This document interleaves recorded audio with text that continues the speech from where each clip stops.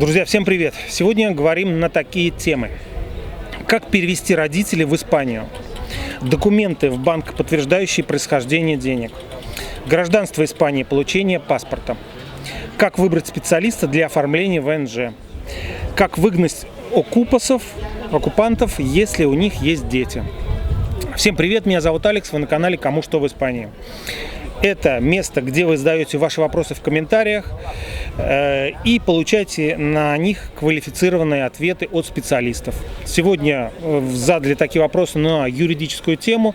На них отвечает адвокат из города Аликанте Марьяно Виноградов. Большое спасибо, Марьяно, за твое время, за твои ответы профессиональные. Я думаю, очень многие они пригождаются. Вот такой вопрос. Могу ли я привезти моих родителей в Испанию? У меня резиденция Ларго Дурасьон. ПМЖ, постоянное место жительства.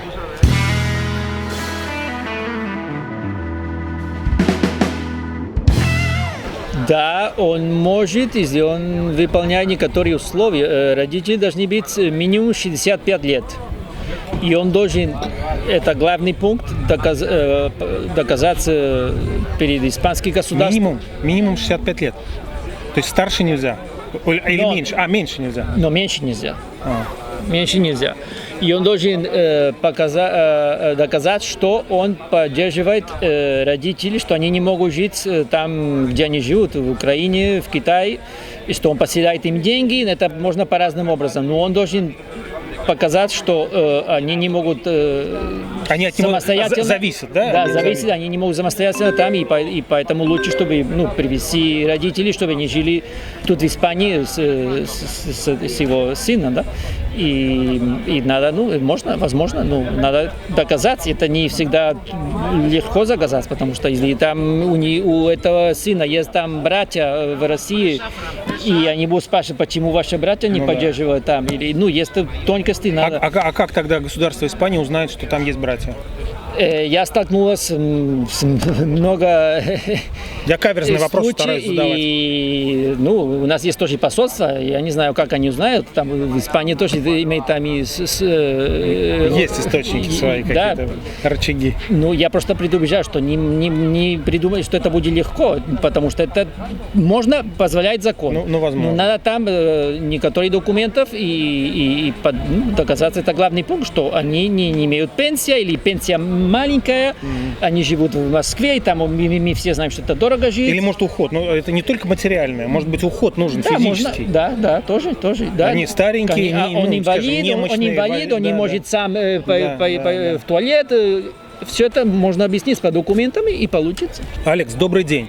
Когда правильно подавать документы в банк, подтверждающие источник происхождения денег, до перевода или сначала перевести деньги, а потом подавать? Спасибо за ответ. До перевода всегда, особенно в данный момент, когда они тут все банки в Испании следят происхождение денег очень сильно и внимательно. Надо предупреждать ваш банк тут в Испании, что вы будете переводить деньги от такого страны на такое число и сколько сумму. И откуда они взялись. Да, и откуда. И тогда они будут готовы и не будут заморозить в следующий день ваш счет. Всегда лучше опередить это, чем потом давать объяснения. Потому что у них это вообще больная тема, да, такая вот здесь из стран Востока, как Восточной Европы, да, переводить деньги. Эти деньги всегда, они так серые считаются здесь. И если вы сразу предугадаете эти все вопросы, как Марьяна говорит, подадите сразу же, вот документы, вот столько-то денег, мы продали квартиру, например, и переведем такого-то числа, вот так. Да. И сразу это будет уже сразу спокойно. И лучше письменно, по e-mail, чтобы потом они сказали, вы мне ничего не сказали. Лучше, чтобы было все сохранено по e-mail, чтобы на всякий случай. Да. Здравствуйте, такой вопрос. Я принимаю гражданство Испании. Я бы хотела, чтобы в новом испанском паспорте стояла фамилия моего отца, не та, которая была указана в моей резиденции. Можно ли это сделать и куда обращаться? Спасибо большое.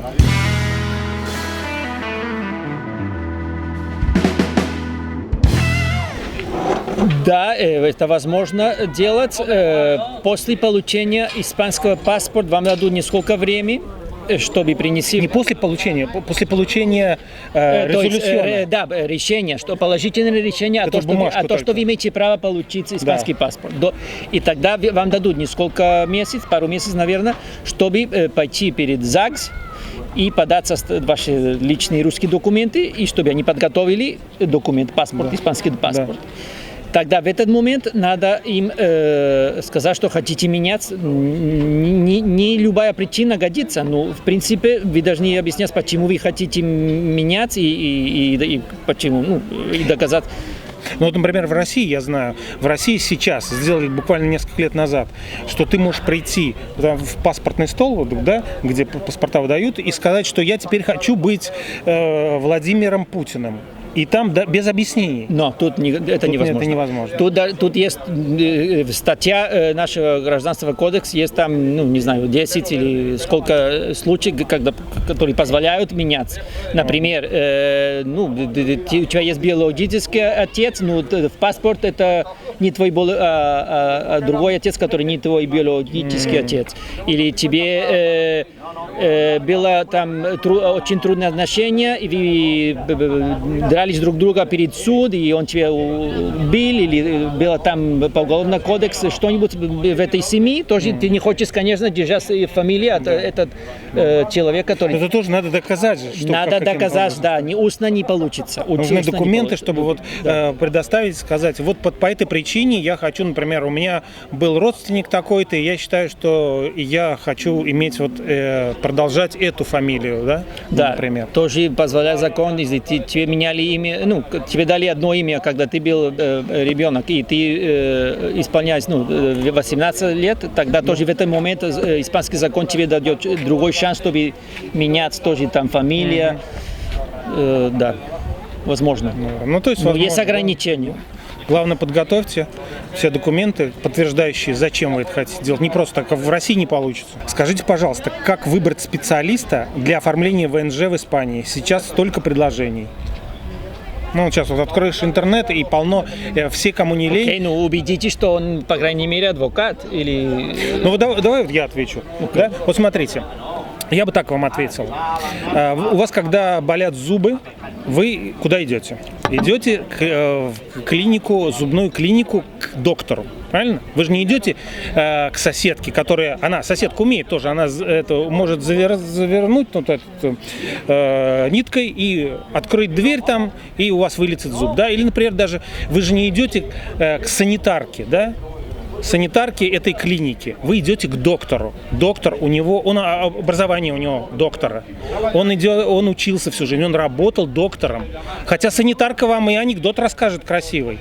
И скажет, что я все видела. Я же видела все, как доктор делает. Я все умею. Вы все равно пойдете к доктору, потому что вы доверяете доктору.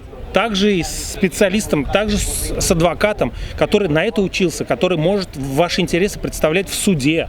Санитарка же не может пойти за вас в суд, хотя... И потом еще главный такой вот вопрос, я думаю. Вот эти вот, как мы называем, решалы-помогалы, они даже по деньгам, они больше берут. Потому что адвокат возьмет одну сумму, потому что он делает свою работу. Он делает свою работу, он один. Зачем ему кто-то? Он один это делает. А решалы-помогалы, они же это сами не делают. Решалы-помогалы берет с вас деньги, потому что вы говорите на его языке или на ее. Но работу-то делает все равно адвокат. Поэтому решали-помогали нужно вдвойне с вас взять, чтобы какую-то часть себе, а какую-то часть специалисту, который реально делает работу.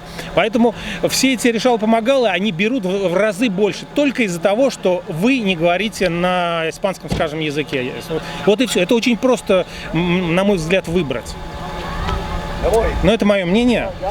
Да, и лучше всегда сравнить, тоже спрашивать, друзья, да. Или... По рекомендации, да. Но я считаю, отталкиваться нужно от того, что вы идете покупать квартиру, если вы хотите работать с агентством, у агентства должна быть лицензия на эту деятельность, да? Вы идете, там, какие-то юридические вопросы, вы хотите прийти к адвокату и спросить, у тебя лицензия есть, вы адвокат на самом деле? К врачу вы придете, вы заработаете в клинике, вы на самом деле доктор. И вот и все. Да. Очень все просто. Меня зовут Борис. Скажите, пожалуйста, как мне выгнать квартиросъемщиков, которые перестали платить аренду уже несколько месяцев? У них есть несовершеннолетние дети. Спасибо.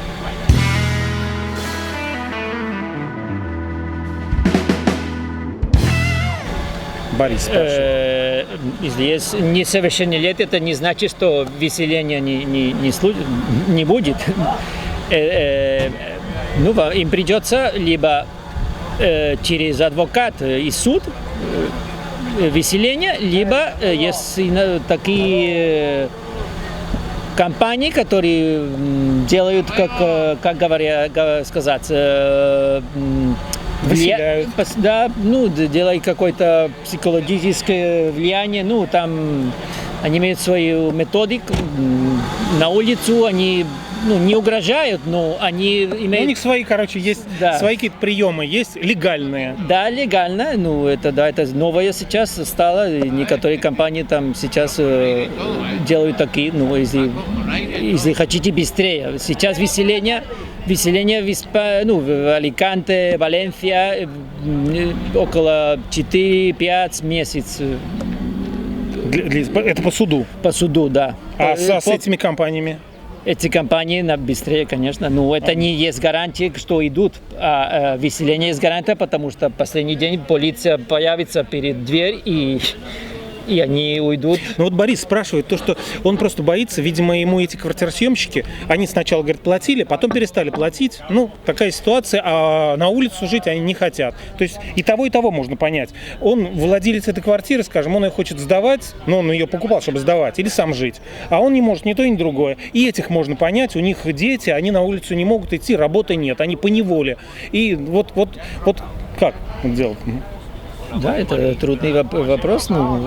Конечно, ты покупал, и ты делал инвестиции в Испании и хочешь получить свои деньги. Конечно, это сюрприз, что ты будешь там 4-5 месяцев без получения денег, поэтому ты должен быстро действовать, ты должен, может быть, залог сначала поставить, контракт аренды, аренда чуть-чуть выше, чтобы, если это случится, ты не потерял много денег.